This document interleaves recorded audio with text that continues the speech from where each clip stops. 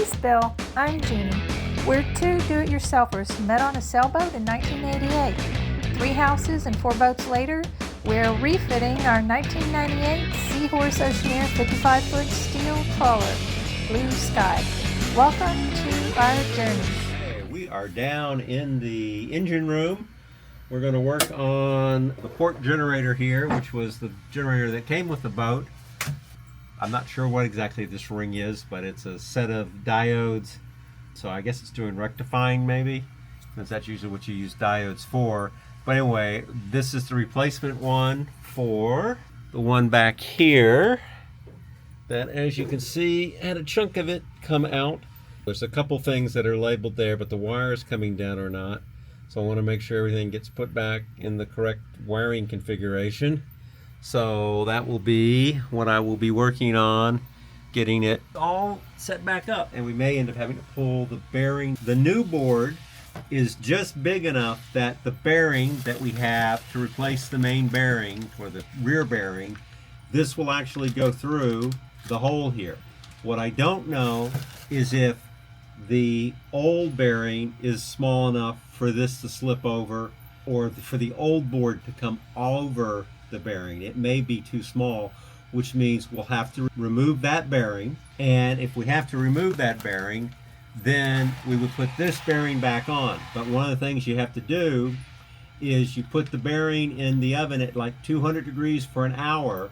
That makes it a little bit bigger, which makes it easier to slide onto the shaft, because then it's bigger, it'll slide onto the shaft, and then as it cools down, it'll shrink and adhere to the shaft really well.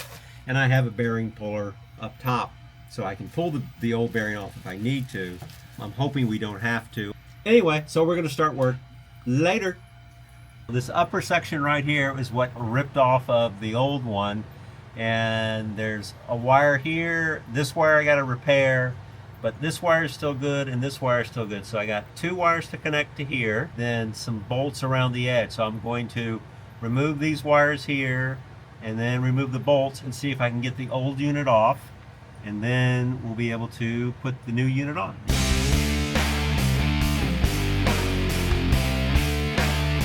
There is the old board removed. Did not have to take the bearing off. Nope. And it's like exactly the size of the bearing, and you can clearly see the broken part there.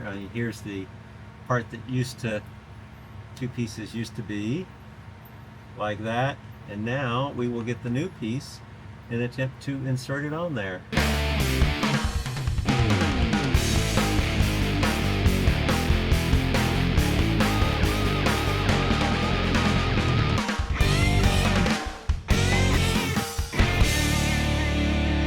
Board is back in and wired, and now we're going to put this back cover on.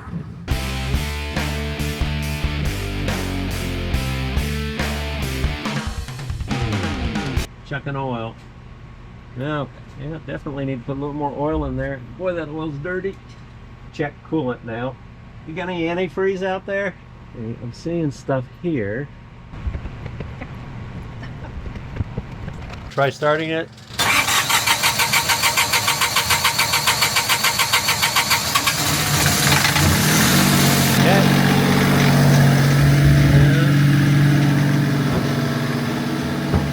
See if that makes any difference. Still, I'm not seeing power over here.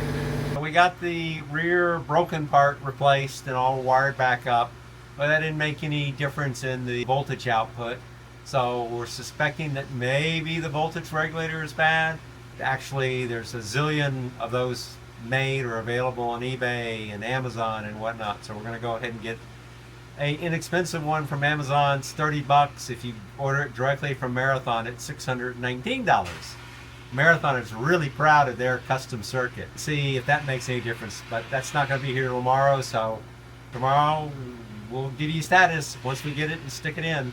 Later. Okay, well, I am back down here in the engine room. We have the replacement voltage regulator, although it talks about the generator needing to produce 190 to 220, and I got ohm readings on all the coils, but certainly not seeing the production of that level of voltage. But maybe it's because this isn't in there. I don't know. We're going to find out. Well, there's the new unit. First thing I gotta do is this is set for 50 hertz and we are 60 hertz. Okay, so now it's set for 60 hertz. Okay, well, let me go ahead and move back here and start installing it later. Okay, here is the old one. I'm gonna look at my instructions again. Set the regular voltage to full counterclockwise, minimum voltage. Set the remote voltage. I guess that's you have. It's the center position. Okay, so this one's supposed to be set to center position. So now let's see about getting wires off here. Oh, it does not want to come off. Come on. Ah, there he goes. I'm not sure if we're going to terminal 9 on that. Interesting. 4 goes through a fuse. Oh, I see. 4 is now on. Minus is hooked up. And there's the old one off. The blown fuse. So now 3 is on. Okay, we got 1 screw in. Okay, go. Try to start her.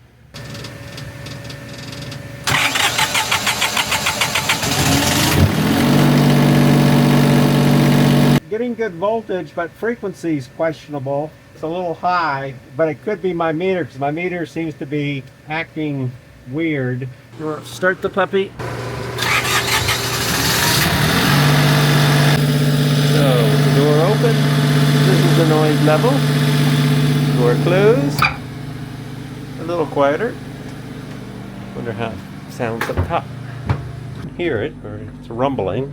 It's not obnoxiously loud. We were like right over the top of it right now. Actually, it's right about here, I think. So we're in the master bedroom. I want to take it all the way up to 180 here.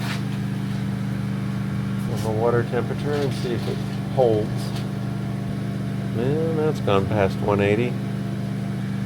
Okay, we seem to be holding at 180 or just a tiny bit above it. Uh-oh. Okay, so when we last left, that was at like 180. And I stopped filming so I could concentrate on what it was doing. And I got probably to 190 before I finally said, okay, let's turn the generator off and see if we can figure out what's going on. It appeared some water was still moving through it, but it wasn't moving enough water. So we took the impeller out of the generator. So there is the old impeller. And a couple things to note. That is the core. It just slid off when I pulled it out. I mean, it wasn't pulling that hard. So the core had kind of pulled away, and actually the veins aren't too bad today, but when I first got it out, this was very gooey, and you see a couple pieces of chunk missing there, and a couple of the veins are broken. Yeah, that one there. The impeller was definitely past its prime, and if this was broken inside, which I'm pretty sure it was, then this was spinning. And this was probably occasionally spinning, but very slowly, and so that's why there wasn't enough water going through the generator to keep it cool. So we got a new impeller. There's the new impeller with the metal cores you see inside of it. That's always a good thing. And some different gaskets. And the first thing I gotta do is I gotta finish cleaning out all the gooky rubber that's up inside the case. And also the outer cover for the case has some scoring done by this metal piece moving around. Anyway, so I'll take it out and sand it. But that's what I'm going to go work on right now. Later. I'm cleaning out the housing for the impeller. Cleaned up the inner wear bearing, or the inner wear surface. Still has some gouges in it, but not much I can do about that because I don't want to go that deep into the metal and weaken it. And then we have the outer one, which again has the nice pattern on, but it's all nice and cleaned up and all the gunk's been removed. And then finally we made a new little gasket out of gasket materials. And then we have our impeller, and I need that marine grease. Just putting it up inside where the little wear plate is going to go. It's not Brute Lube, is it? No, it's not Brute Lube. Waterproof grease. Maxima Racing Oils marine grease. There's the back greased up. Hopefully that'll keep some of the wear off of this. Now just figuring out how exactly it goes in there. Circle, really. The color. The main purpose of the grease is help it slide in a little bit, but also when you first start it up, it's going to be dry. So this helps prevent some of the initial wear that it can occur. And now it's just getting all the veins down so you can shove it in there. Get it lined on the key. And there's that puppy in there. Okay, he's in nice. And now we'll put some grease where the gasket's going to go. The vanes can go either way when you're inserting it, because as soon as it starts spinning, they're going to get in the right direction as they flop around, because they get compressed and then spring back to shoot the water in and then get compressed again. But on the second compression, they'll definitely be aimed the right way. The impeller is for Pumping. forcing the water. Yeah, well, it's for pushing water up.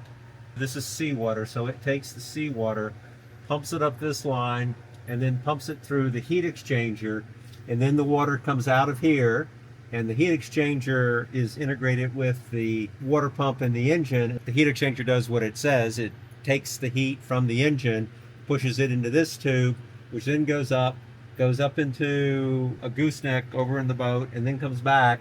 And then here, it's injected into the muffler system to cool the hot exhaust gases that are coming out that then go into the muffler, and the water then condensates in the muffler, and then the exhaust gases then push it out overboard. On a land-based engine, you have a radiator and the fans blowing across it. As the air blows across the radiator, it does the same thing as the heat exchanger. The heat of the unit gets pulled out and the water is cooled. Basically, it replaces the fan and the radiator. I need 10 millimeter. 10 millimeter. Okay, I think we are there. It's in. We got good grease squish out from around the gasket all the way around. So we're gonna fire it up and see how it does. See if it stays cool this time. Got power.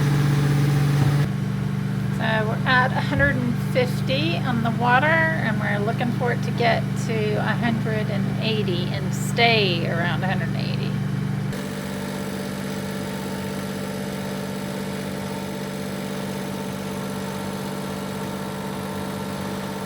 The heads and other stuff didn't really seem to be getting that hot or anything. The exhaust tubes don't seem to be getting hot, so it seems like some level of water is getting on. But the water pump is 156 degrees. I think something's blocking either. I mean, we found a blockage right here in the tubes. There may be one further up. I want to pop open the heat exchanger, see if there's anything inside of that, because there was definitely some crud in here, so that could have possibly gotten further up in there. My other concern is with the impeller getting that hot, may have destroyed the impeller and get to do what we did tonight all over again. Oh my goodness. It is solidly blocked. Lovely. Yeah, that would cause issues. Smells like dead fish. Ow, ow, ow, ow. You're hot. There's the heat exchanger. There's definitely some gunk in it, but it's not horrible. It'd be nice to be able to take it totally off and blast it out. So may have to do that, but more fun. Ooh. Yucky, yucky, yucky. Oh, it's not as bad as I thought it was. It has a little bit of growth, but nothing horrible. It's a mud-cooled generator. Yeah, I mean, I can still see gunk down in the tubes. That thing is just a big honeycomb all the way through. Yeah. So it's 9 p.m. and I'm done. Do you know where your children are? Do you know where your wife is? Because she's leaving. I quit. Good night. Later. My favorite part of boat life. This is Barnacle Buster. We're going to bust some barnacles. Let's hope so. So we've mixed up some of that Barnacle Buster stuff, 2 and about 1/4 gallons. So we're going to open up the strainer here. We'll have it shut off down here at the bottom. That is the shut positions. Once that water starts getting sucked into the engine a little bit, I'll start pouring our solution into that, and that'll suck it through, put it up in here, and then we'll let it sit for a couple hours. Then we'll come back and close it all up, start the engine back up, and hopefully blow this out, and that'll take the crud that's in there and clean the tubes out more. They cleaned them manually yesterday some, but this should get them much cleaner in theory, and it also will do all the lines. Anyway, that's the plan. Ready? Yeah.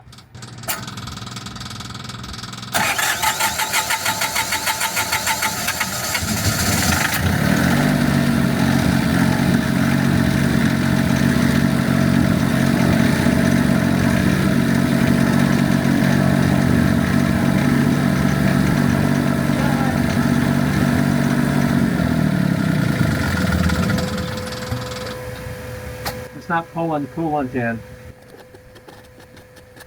We're taking the impeller out again. Yeah. Did you get it? Yeah. Does it look damaged? No.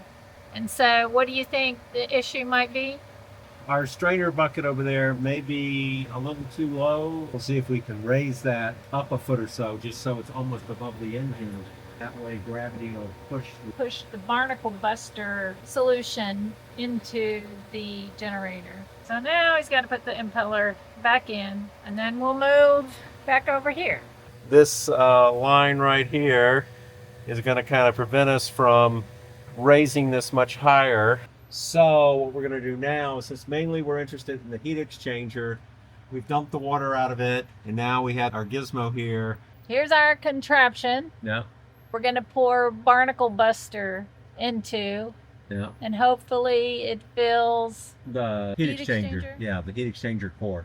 We'll let it sit for the couple of hours, and hopefully that'll get most of it. That's kind of our goal at the moment. It's leaking.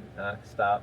Pouring in by gravity was a total disaster. It just leaked and dripped and didn't want to go in and whatnot. So now we've gotten our trusty pump that we use for acid washing on the air conditioners, and we got a battery right here. So we're going to hopefully stick that in into our acid bucket and have the acid run up through here, go in here, and we'll just push the whole gallon in there hopefully. We're sucking out of here.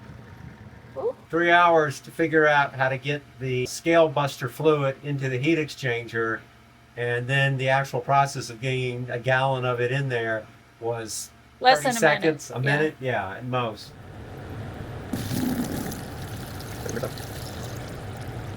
You ready to start?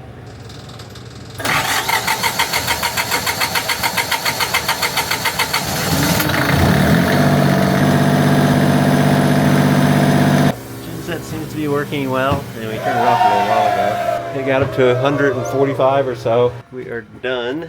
Later.